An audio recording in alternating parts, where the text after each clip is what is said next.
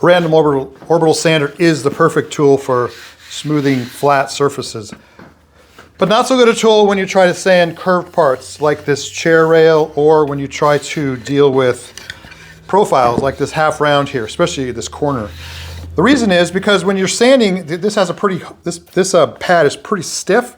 When you're sanding like this, it would be easy for the edges of this to dig in and to leave some cross-grain sanding marks. Also, if you're sanding this profile here, it would be easy for you to get flat spots. So there's a couple of strategies that you can use to ensure that you have success sanding curved parts. First is you want to use a backup pad. This is a half inch thick soft foam backup pad. It attaches right to your sander.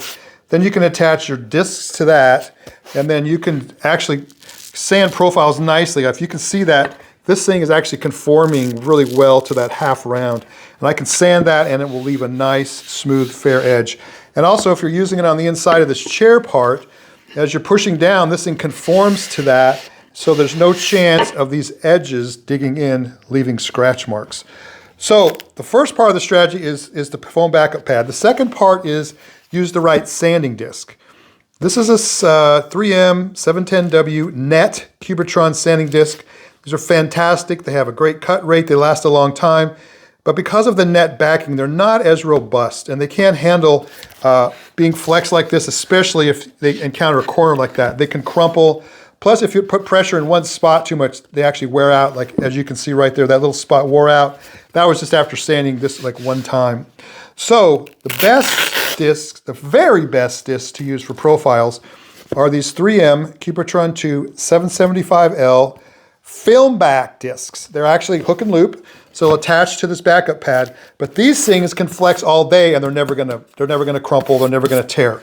So let me just show you how these things work. So you can see right there, as I'm sanding, this thing is completely conforming to that profile.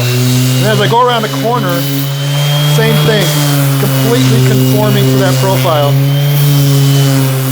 Doing a great job. Now, if I'm standing on the inside of this chair rail, as I go, you can see that pad completely conforming to that curve.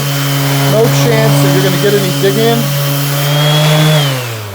And so, using that backup pad, now I have a perfectly fair curve. It's smooth, no cross-grain scratches. It's just done perfectly.